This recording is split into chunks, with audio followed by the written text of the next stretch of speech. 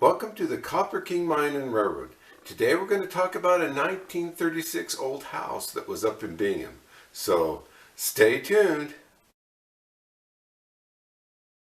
1936 old house in Bingham Canyon. I love this picture. This picture tells a story. They say a picture is worth 1,000 words. One definition of that is that it's easier to show a picture than to describe it with words. A picture can express something more clearly or vividly than sets a place and time. Some provoke strong emotion. This picture does that all for me. I want to talk about this photo and try to understand why I find it so interesting. I want to give it its 1,000 words. We have a date for this picture. It was December 8th, 1936, and it was part of a 5-segment set taken that same day. Here's the rest of that set.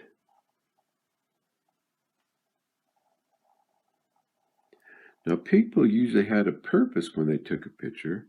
I know the copper company always had a reason to take a photo, but I don't know the reason for this picture.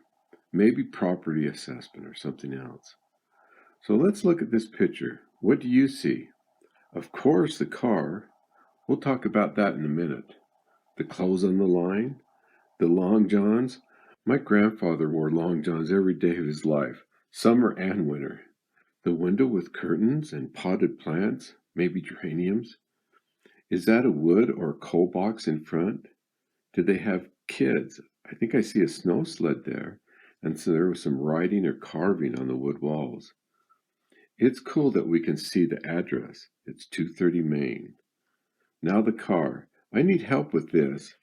I think it's a 1932 Chevy 5-window coupe. Now the hubcap looks like it has a Chevy emblem, but the hood ornament, that could be after factory, so that didn't look right. If you know what the car is, please leave it in the comment. I did notice that the spare tire was bald though. Let's see where it was at in the canyon. This is easy because the other pictures taken the same day shows us it was right next to fire station number 2. That fire station was around for a long time. Here's some pictures of that fire station number 2 over time. This 1929 Stanford Fire Insurance map shows fire station number 2 and the house just above it. This area was called Lower Bingham or Frogtown. There was a large rock formation here. Just after that rock formation, you went up into the Bingham schools and then into the business district of Bingham. The old Denver-Rio Grande Copper Belt Railroad had a trestle here that went across the canyon, then over to the Yampa smelter. That trestle was built in 1903. It was removed April 1915 after Salt Lake County condemned it. The old railroad bed can still be seen in later pictures. This early picture shows the railroad line running over to the Yampa smelter. The smelter only ran from 1904 to 1910.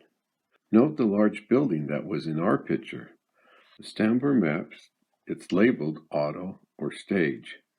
In the 1913 Stanford map, it shows the building as a livery. It also shows fire station number 2 and that house and building. But back then, the house was labeled bar or salon. I don't know if that was barbershop or a salon. So the house was maybe once a small business. Here's another view of that fire station, house and large building. You can see the old railroad bed of that copper belt line. Note how close Freeman Gulch is. The gulch is right there. This panoramic shot shows the back side of the fire station, the house and the building, and it has a date, November 4th, 1944. So it was around still in 1944. Here's a close-up of that house back then. Later picture shows the house and building gone, and all that remains is fire station number 2.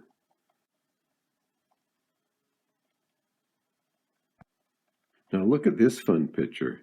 It shows a fire truck for Bingham Canyon and fire department number 2, and our house is in the background.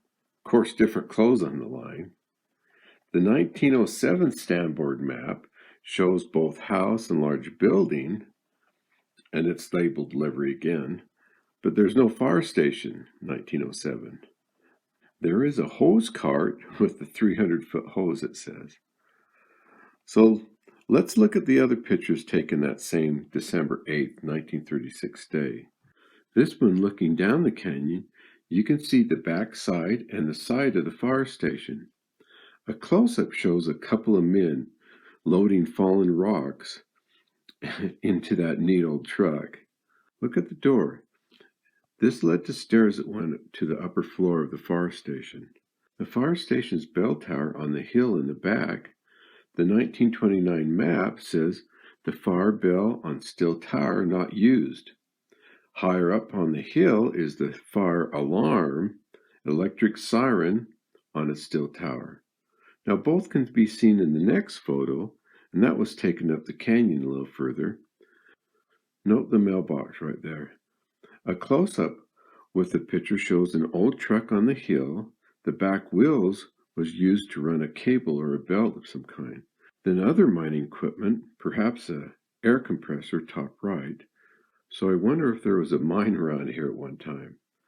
The next picture views the back side of the house, the fire station, and the building. The building has smoke coming out of the smokestack, and in the front photo shows the address as 228 Main.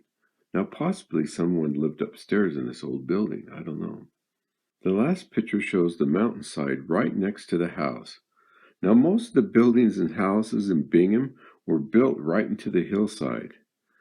They were always looking for more space in this narrow canyon. In 1936, the Depression was still going on. It said in 1933 the mine and mill was working 1/5 its capacity, staggering shifts to retain workers. Now, did the residents who lived here in this house work at the mine? I don't know. In November 10th, 1936, Utah Copper was sold to Kennecott Copper Corporation and was reorganized. Well, back to the December 8th, 1936 picture of the house. What a fun picture.